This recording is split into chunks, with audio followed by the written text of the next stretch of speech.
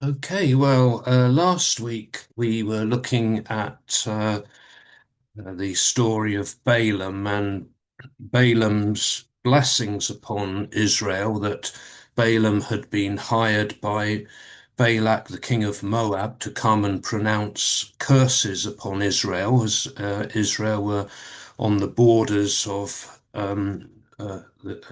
Balak's land in Moab. But rather than curse Israel, Balaam was only able to speak words of blessing upon Israel, and God provided Balaam with those words, and he told Balak, well, that's all I can do. I can't curse them. I can only say what the words that God gives me. And he ended up pronouncing a series of blessings upon Israel. So we continue on here in Numbers chapter 25, and we'll be looking at Israel's idolatry in this section here this evening. Balaam's blessings upon Israel in chapters 23 and 24 did not prevent Israel from once again going astray and indulging in a serious act of unfaithfulness. And there is really a parallel between what happens at Mount Sinai and what happens here on the plains of Moab. At Sinai, God gave the law and established the covenant with Israel. And this was immediately followed by the Israelites becoming involved in idolatry and worshipping the golden calf. On the plains of Moab, Balaam had blessed Israel and prophesied a bright future for them. But this was immediately followed by the Israelites worshipping the false god Baal of Peor. In both cases, God sent a plague upon the people in judgment.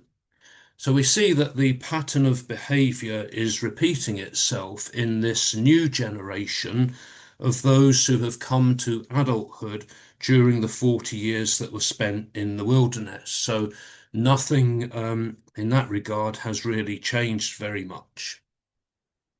At this time, the Israelites are encamped on the plains of Moab at a place called Shittim, and Shittim means acacia tree.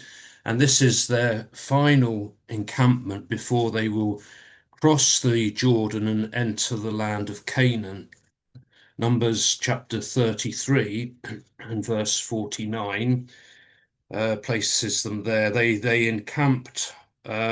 This is recalling the various stages of their journey in the final stage here. They encamped by the Jordan from Beth Jeshimoth as far as Abel Shittim in the plains of Moab. And then in Joshua chapter 3, verse 1, we see that it is from Shittim that they depart to cross the Jordan under the leadership of Joshua. So Joshua 3 verse 1 says, Early in the morning Joshua rose and set out from Shittim with all the people of Israel, and they came to the Jordan and lodged there before they passed over. So we'll read here Numbers chapter 25, verses 1 to 5, which says, While Israel dwelt in Shittim, the people began to play the harlot with the daughters of Moab. These invited the people to the sacrifices of their gods, and the people ate and bowed down to their gods. So Israel yoked himself to Baal of Peor, and the anger of the Lord was kindled against Israel. And the Lord said to Moses, Take all the chiefs of the people and hang them in the sun before the Lord, that the fierce anger of the Lord may turn away from Israel. And Moses said to the judges of Israel, Every one of you slay his men who have yoked themselves to Baal of Peor. So whilst they are there encamped at Shittim, they begin to play the harlot with the daughters of Moab. The New Revised Standard Version translates that as the people began to have sexual relations with the women of Moab. So their act of unfaithfulness here may be regarded both as a physical act of unfaithfulness and also a spiritual act of unfaithfulness to God. Sacred prostitution was a characteristic of Canaanite religion, and it was carried out to ensure the fertility of the land. So the Moabite women had invited their Israelite neighbors to participate in the sacrifices that were offered to their gods. And this was something that God had forbidden his people to do in Exodus chapter 34, verses 14 to 16.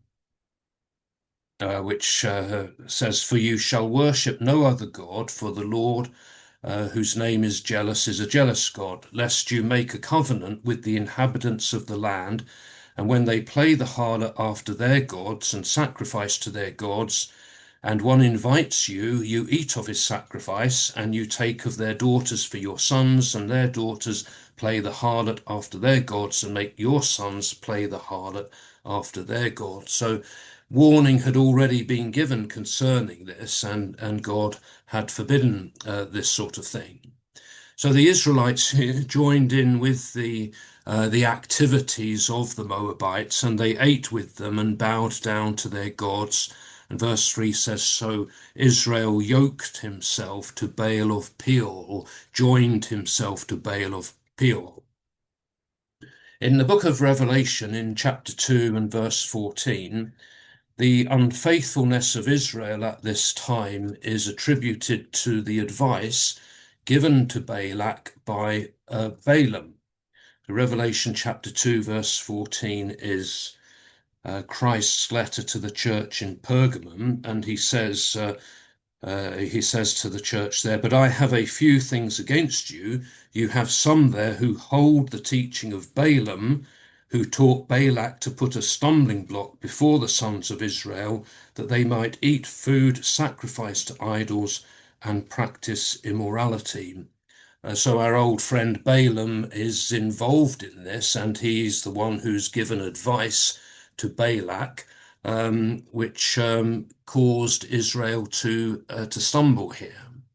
So Balaam may have failed in cursing Israel, in pronouncing those curses, but he succeeded in leading them astray by giving this advice to Balak into idolatry by placing this stumbling block before them. Reference to this, to Balaam's involvement in this, is made also in Numbers chapter 31, verses 15 and 16, and we'll be having a look in this chapter a little bit later.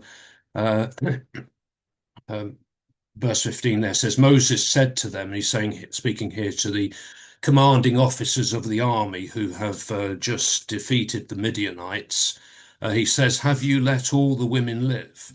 Behold, these caused the people of Israel by the counsel of Balaam to act treacherously against the Lord in the matter of Peor, and so the plague came upon the congregation of the Lord."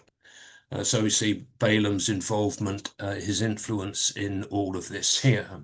So the Israelites have broken the first two of God's commandments, that you shall have no other gods before me, and you shall not bow down to them or serve them. That's from Exodus chapter 20, verse 3 and verse 5. So their action, their unfaithfulness here, kindled the anger of the Lord, and from verse 9 we learn that a plague broke out which killed 24,000 people. So to make atonement and to turn away his anger, the Lord instructed Moses to take the leaders or the chiefs of the people and hang them in the sun.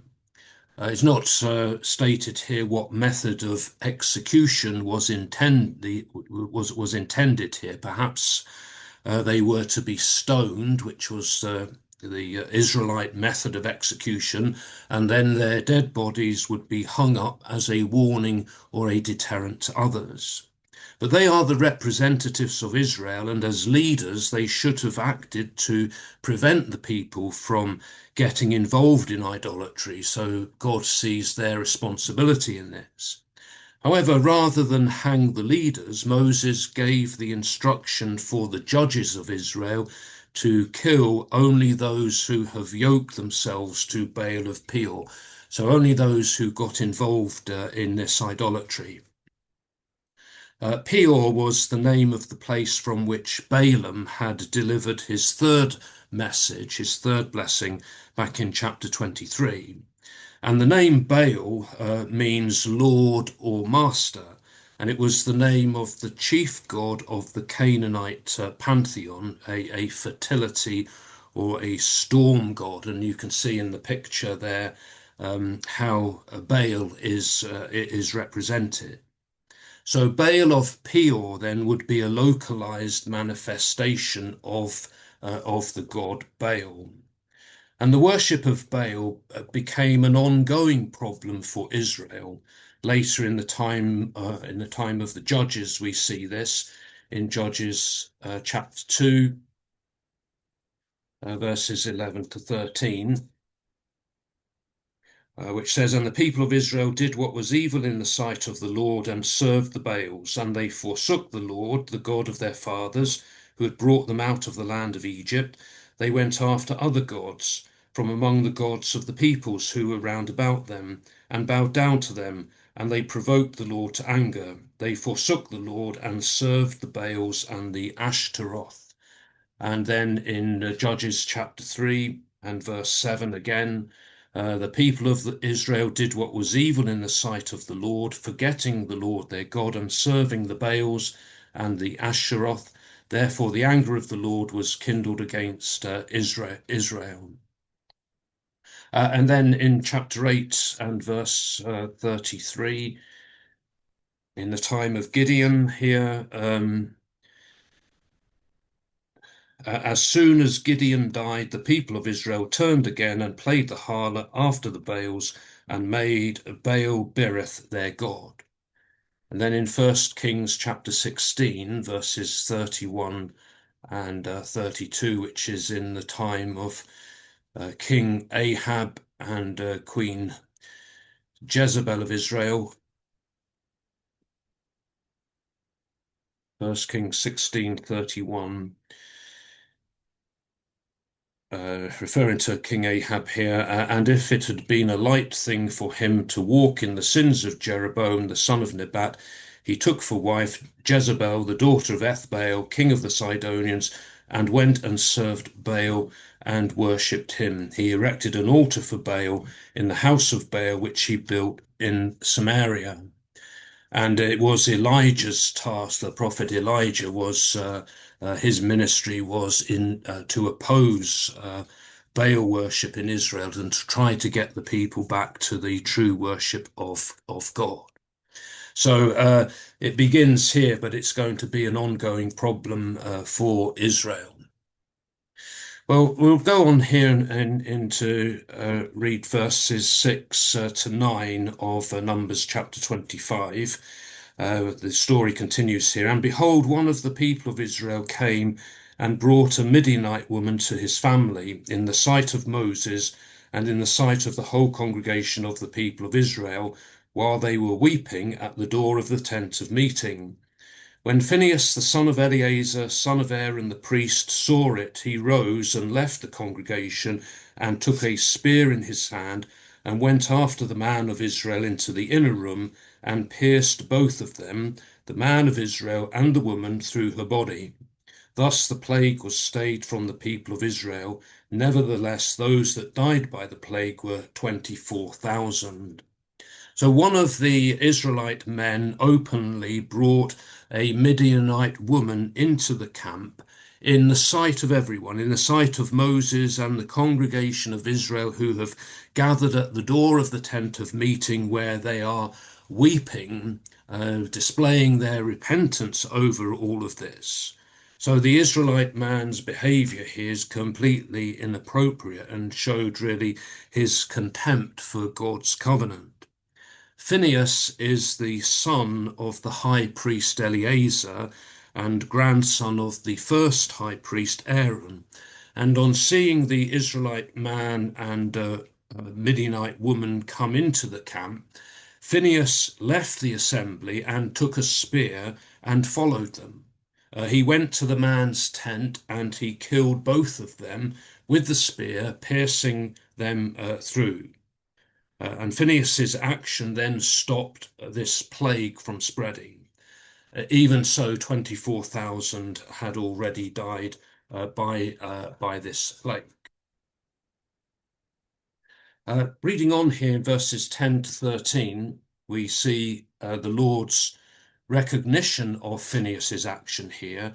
And the Lord said to Moses, Phinehas, the son of Eleazar, the son of Aaron the priest, has turned back my wrath from the people of Israel, in that he was jealous with my jealousy among them, so that I did not consume the people of Israel in my jealousy. Therefore say, Behold, I give to him my covenant of peace, and it shall be to him and to his descendants after him the covenant of a perpetual priesthood, because he was jealous for his God and made atonement for the people of Israel. And we may find Phinehas's action here quite shocking and brutal, but the Lord did not. He spoke to Moses and he commended Phinehas for his zeal, as by his action he had turned back the wrath of God from the people of Israel. We're told here he was jealous. God says he was jealous with my jealousy among them, so that I did not consume the people of Israel in my jealousy. So Phinehas was demonstrating how God felt about this.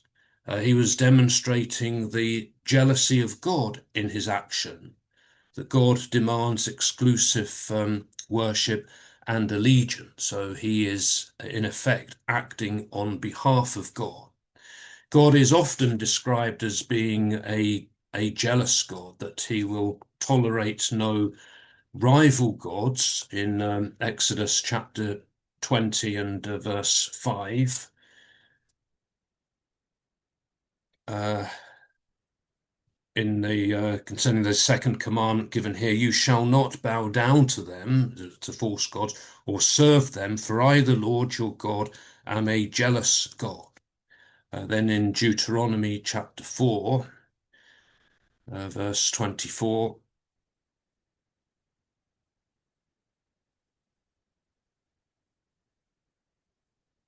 uh, again, a warning given here, for the Lord your God is a devouring fire, a jealous God. And Deuteronomy 6, verses 14 and 15.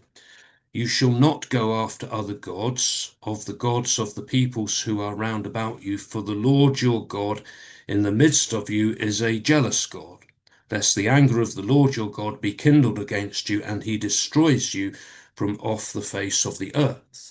So God is a jealous God. He will not tolerate any rivals to himself. And Phinehas was demonstrating that here in his action. So as a result of Phinehas's action, the anger of God against the people came to an end.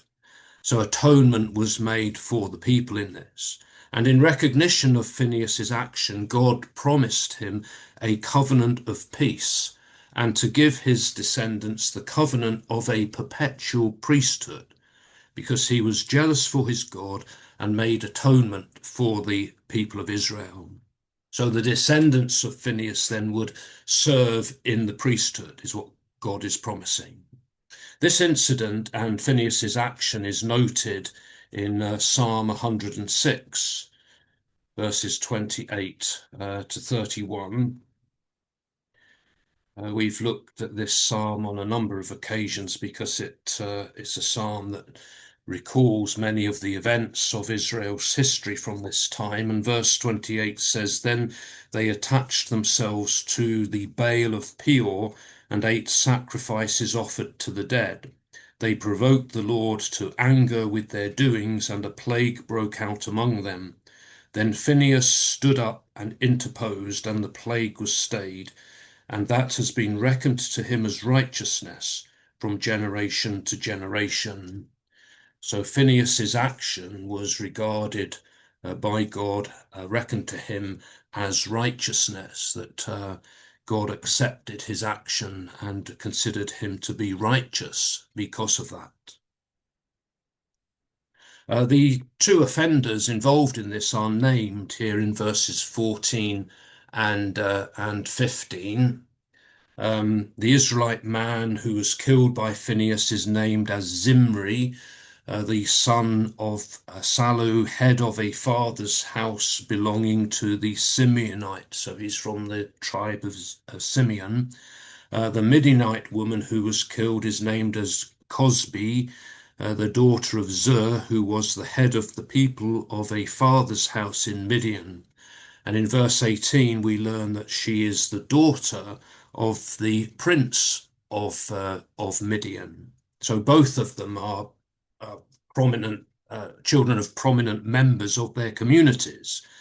That Zimri, the man involved here, is the son of the head of his father's house in Simeon, and Cosbi being the daughter of this prince of Midian named Zur.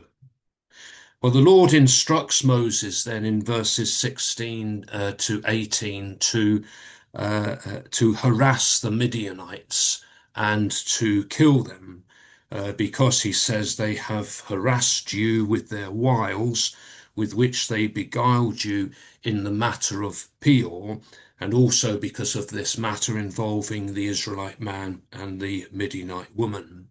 So the story of Israel's conflict with Midian is continued in Numbers chapter 31, which is where we're going to go to now to see what happens next in this. So Numbers chapter 31, jump ahead to this chapter, and we see in the first 12 verses here of Numbers 31 the war with Midian.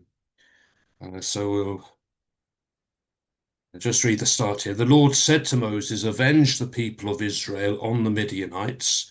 Afterward you shall be gathered to your people." And Moses said to the people, "Arm men from among you for the war, that they may go against Midian to execute the Lord's vengeance on Midian. You shall send 1,000 from each of the tribes of Israel to the war." So there were provided out of the thousands of Israel 1,000 from each tribe, 12,000 armed for war. And Moses sent them to the war, 1,000 from each tribe, together with Phinehas, the son of Eleazar the priest, with the vessels of the sanctuary and the trumpets for the alarm in his hand. So this war against the Midianites is to be one of vengeance because of the Midianites' involvement in leading Israel astray and into unfaithfulness. You may notice that earlier we were told that it was the Moabite women who had led Israel astray. Here it's referring to the Midianites. The Moabites and the Midianites are both involved in this, and they live practically side by side. The Midianites were more of a nomadic type of people, but they are closely associated with the Moabites in all of this. So the Lord said to Moses, then, "Avenge the people of Israel on the Midianites." And Moses tells the Israelites that they are to execute the Lord's vengeance on Midian. So they will be acting on behalf of the Lord in this war. And the Lord tells Moses that after this has happened, you shall be gathered to your people. So this will be one of Moses's last acts before he dies, that death will come to him quite soon after this. So Moses gathers together an army that is made up of 1,000 men from each of the tribes, so giving 12,000 in total. The Hebrew word Eleph, which is translated here as thousand, is a word that refers to a division or a company of soldiers without necessarily specifying the exact number involved. Phinehas, we notice the son of Eleazar the high priest, he's also sent out, and he takes with him the vessels of the sanctuary. These would be the items that were in the tabernacle, such as the lampstand and the golden table and the other items there, and also the trumpets to sound the alarm. The vessels of the sanctuary that he takes are not specified here. We're not told precisely what were taken. Oh, whether or not they included the Ark of the Covenant in that as well, we don't know. The trumpets and their functions are mentioned in Numbers chapter 10, in the beginning of chapter 10, that these trumpets were used for signaling, for sounding an alarm, or for gathering the people together. So the presence of Phinehas here indicates that this is a holy war. This is God's war. And in the ensuing battle, the Midianites were slaughtered. So we'll just read on here, verse 7, Numbers 31 says, They warred against Midian as the Lord commanded Moses and slew every male. They slew the kings of Midian with the rest of their slain, Evi, Rechem, Zur, Hur, and Reba, the 5 kings of Midian, and they also slew Balaam, the son of Beor, with the sword. And the people of Israel took captive the women of Midian and their little ones, and they took as booty all their cattle, their flocks, and all their goods. All their cities in the places where they dwelt, and all their encampments they burned with fire, and took all the spoil and all the booty, both of man and of beast. Then they brought the captives and the booty and the spoil to Moses and to Eleazar the priest, and to the congregation of the people of Israel at the camp on the plains of Moab by the Jordan at Jericho. So in this battle, the Midianites are slaughtered. All of the males are killed, complete slaughter. And 5 Midian kings are killed. And you'll notice that one of them is named Zur. He's the father of Cosbi, the Midianite woman who was killed by Phinehas in the tent. And also, in addition, Balaam, the son of Beor, our old friend Balaam, was also killed with the sword. The Midianite women and children were taken as captives, and their cattle, their flocks, and all their possessions were taken as plunder. Their cities and their encampments, cities would be more of a permanent settlement, encampments more of a temporary settlement. These were destroyed by fire. So total, complete annihilation, really. And then all of the captives and the goods that had been plundered were brought back to Moses and Eleazar and to the people of Israel at the camp there on the plains of Moab. Well, verses 13 to 18 then goes on here. Moses and Eleazar the priest and all the leaders of the congregation went forth to meet them outside the camp. And Moses was angry with the officers of the army, the commanders of thousands and the commanders of hundreds who had come from service in the war. Moses said to them, Have you let all the women live? Behold, these caused the people of Israel, by the counsel of Balaam, to act treacherously against the Lord in the matter of Peor, and so the plague came among the congregation of the Lord. Now therefore kill every male among the little ones, and kill every woman who has known man by lying with him. But all the young girls who have not known man by lying with him, keep alive for yourselves. So when the men had returned from the war, the battle, and were met by Moses and Eleazar and the leaders of the congregation, Moses was angry with the officers and the commanders of the army that they had allowed the Midianite women to live. And Moses says that it was the women who, following the advice of Balaam, had caused the Israelites to sin at Peor, as we saw back there in chapter 25. And as a consequence, this plague had come upon the people. And now Moses orders the deaths of every male child and every woman who has slept with a man. And the young girls who had not slept with a man, they were spared death, and they would be available for marriage.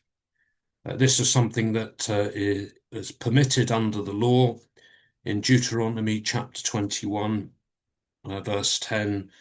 says, when you go forth to war against your enemies, and the Lord your God gives them into your hands, and you take them captive, and see among the captives a beautiful woman, and you have desire for her, and would take her for yourself as wife, then you shall bring her home to your house, and she shall shave her head and prepare her nails, and she shall put off her captive's garb, and shall remain in your house, and bewail her father and her mother a full month. After that you may go into her and be her husband, and she shall be your wife.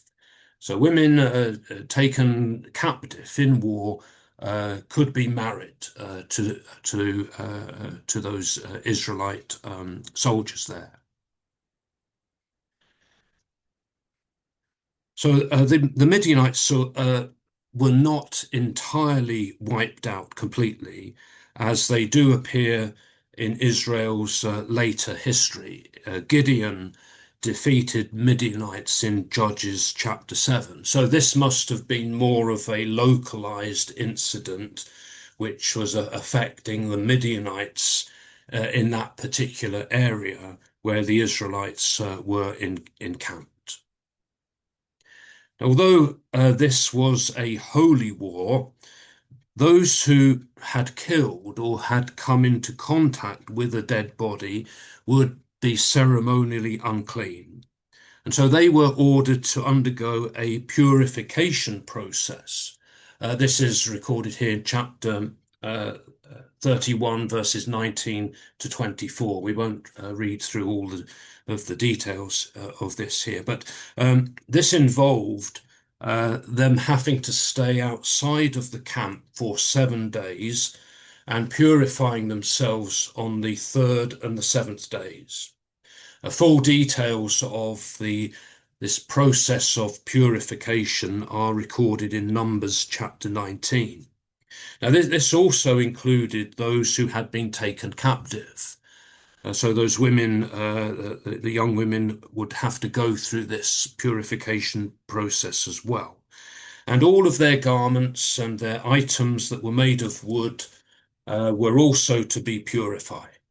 Metal items that were made of gold, silver, bronze, iron, tin, and lead were to be passed through fire for cleansing and then purified with water. And then whatever could not withstand the fire, so that would be garments or wood, those items were to be cleansed by being passed just through the water. And then on the seventh day, the people were to wash their clothes, and then they would be allowed to come back into the camp. So even in a war which has been sanctioned by God, the death of another human being requires an act of purification. So those who had been involved in this war had to go through this process, and all of their possessions as well had to go through this cleansing process before they could come back into the camp. We then have an account in verses 25 to 47 of the division of the plunder or the booty that was captured. So here God instructed Moses that the booty taken in the battle was to be divided equally between those who went out to fight and the rest of the congregation who stayed behind. And from those who went out to fight, a tribute to the Lord was to be levied of 1 item per 500 items. So if they took 500 items as plunder, then one of those items would have to be given to the Lord. So this was these items for the Lord were given to Eleazar the high priest as this offering to the Lord. And then from the rest of the congregation who had not gone out to fight, it was a levy of 1 item per 50 being imposed. So they had to give a greater proportion than those who had fought. So if they had 50 items of plunder, then one of those items was devoted to the Lord. And these items then were given to the Levites. And the Levites were the ones who were responsible for looking after the tabernacle and taking it down and transporting it and putting it up again. So the figures given here in this passage, the total that had been taken in plunder were 675,000 sheep, 72,000 cattle, 61,000 donkeys, 32,000 women who had not slept with a man. So half of that number is given to those who had gone out to fight, and from that, the Lord's portion was taken. So the one per 500 items, that would mean that they gave 675 sheep, 72 cattle, 61 donkeys, and 32 persons. And those were the offerings that were given to Eleazar. And then the other half of the plunder being given to the rest of the congregation not gone out to fight. And that's one out of every 50 of those animals and the persons which were given there to the Levites who are in charge of the tabernacle. And then the chapter concludes with a record of offerings made by the army officers in verses 48 to 54 here. So the army officers and the commanders reported to Moses that none of their men were missing. None of them had been lost in the battle. So there were no Israelite fatalities in this, which would suggest God's protection of his people during this battle. And they also brought with them offerings for the Lord, which were consisting of gold, armlets, bracelets, signet rings, earrings, and beads to make atonement for themselves. So these are things in addition to those other things that had been taken. And we're told that they offered these as an atonement for themselves or a ransom price. But the reason for that, though, is not really is not given that why they felt that they needed to do that. But these items were received, though, by Moses and Eleazar, and the gold offerings amounted to 16,750 shekels, which is an enormous amount. And these were taken into the tent of meeting as a memorial for the people of Israel before the Lord. So they were preserved there, they were kept there as a remembrance before the Lord. So this was an event that was to be remembered, and these items that were in the tabernacle there would be a reminder of this victory that Israel had won over the Midianites. So if we think then about what we've looked at this evening and some of the lessons that we might learn from this for ourselves, we see this whole episode with the people getting involved in the worship of Baal at Peor there and the consequences of that as a warning against unfaithfulness.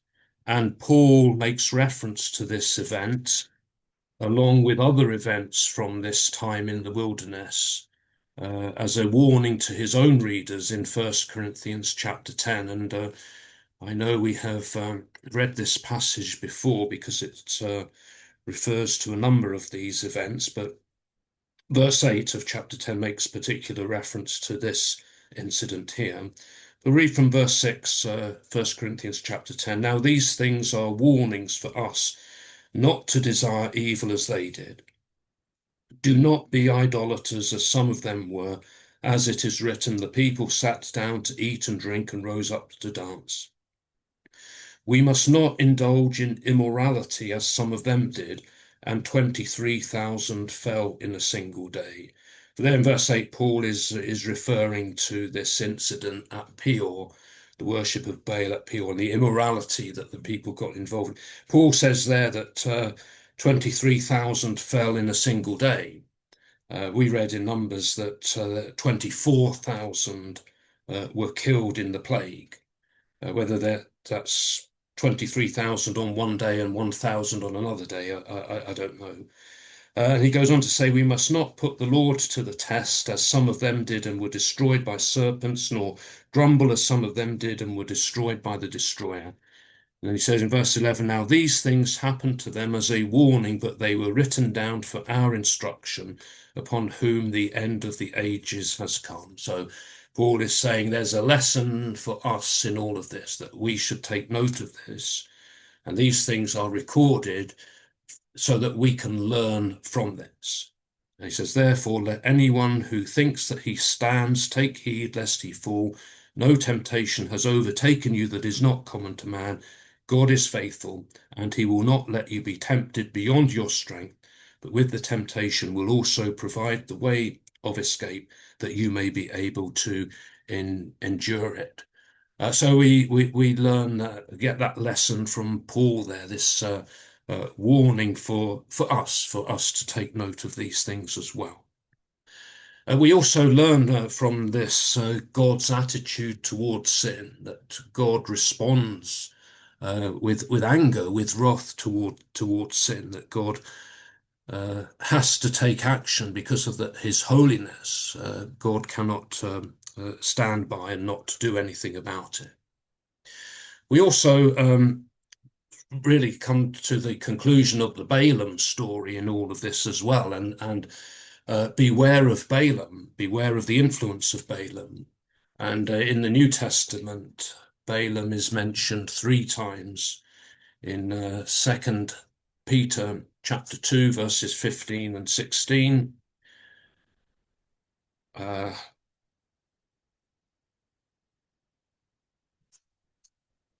He's Peter speaking here of false teachers in his own time. He says, forsaking the right way, they have gone astray. They have followed the way of Balaam, the son of Beor, who loved gain from wrongdoing, but he was rebuked for his own transgression. A dumb ass spoke with human voice and restrained the prophet's madness. So he speaks there of those who follow the way of Balaam. And then Jude in verse 11 also mentions Balaam. Again, he's talking about false teachers. Woe to them, for they walk in the way of Cain and abandon themselves for the sake of gain to Balaam's error and perish in Korah's rebellion. So he speaks there of Balaam's error. And then, as we read earlier, Revelation chapter 2, verse 14, Balaam's teaching. I have a few things against you. You have some there who hold the teaching of Balaam, who taught Balak to put a stumbling block before the sons of Israel, that they might eat food sacrificed to idols and practice immorality. So the warning is to beware of Balaam, beware of Balaam's way, Balaam's error, and Balaam's teaching. And then in Phinehas, we see another example. We see Phinehas, his jealousy for the holiness of God in taking that action, acting on behalf of God. And perhaps it raises the question for us, what would we do to stand up for God or to stand up for Jesus? I'm not suggesting that we kill anyone, but what would we be prepared to do to take a stand for God or to stand up for Jesus? You may have some other thoughts, some other lessons that you can see in these chapters yourself as well, but we'll stop here.